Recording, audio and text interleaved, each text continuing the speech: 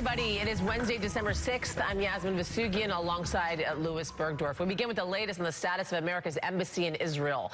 And amid the promise of protests and threats of violent retaliation and diplomatic consequences, later today, President Trump intends to announce that the United States now recognizes Jerusalem as the capital of Israel. However, the president will delay moving the embassy for the time being and will sign a congressionally mandated 6-month waiver keeping the embassy in Tel Aviv. In an eerie echo to the administration's decision regarding the Iran nuclear deal, U.S. officials tell NBC News that Trump recently expressed, quote, serious frustration that he would not be following through on his campaign promise to move the embassy. And his inner circle went about creating ways for the president to appear to follow through while still signing the waiver. It comes despite warnings from both America's allies and foes abroad that taking unilateral action will hobble, if not end, any peace effort in the region, in addition to provoking religious unrest and regional instability. Amid this latest turmoil, the State Department has issued a warning for diplomats in the region to take extra precautions for their safety starting today. So now let's go to Jerusalem, where NBC News correspondent Ron Allen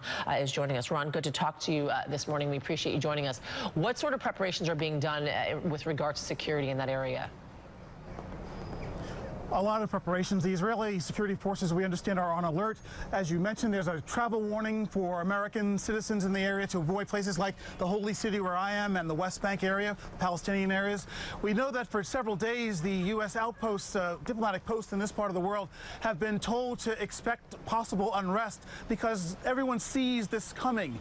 President Trump has been on the phone. He's heard warnings from numerous leaders in the region that dealing with this issue of Jerusalem is a big flashpoint, and they have urged him to back off. But clearly the president seems determined to do this because of his base, because of his supporters in the United States, because this was a campaign promise, and because he apparently believes deeply that Jerusalem should be the capital of Israel, and so designated. All of the Israeli government buildings are, in fact, here. But, of course, we know that the other side, the Palestinians, claim at least East Jerusalem as their capital, and it's a heavily populated area with Arabs and Muslims, and that is another reality on the ground here that people are emphasizing, that the city is, in fact, divided. That's how it operates.